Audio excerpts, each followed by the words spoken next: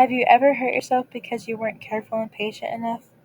It was the summer of third grade, and I was outside with my dad practicing being a soccer goalie, and I kept asking him to kick the ball harder so that I could dive harder. When he kicked it the next time, I dove over the ball and snap. My hand had rolled under the ball and it made my wrist bend. We rushed inside, and it took a long time for my parents to realize that I had actually hurt myself. When I went to bed, I heard them talking. A minute later, my mom came into my room and said we were going to the hospital. Only when we finally got there, we had to wait 2 hours so they could check on my wrist. When I got called up, the doctor told me that my wrist had fractured, but if I was older, it would have broken completely. I had to wear a cast for the whole summer, and it was really hard to have fun because I couldn't do anything with my dominant hand.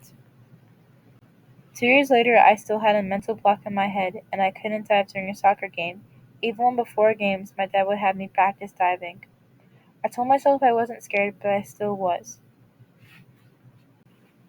After that season, I quit soccer to play more basketball, and that was when I realized how scared I had been, and it was like that in every sport I played.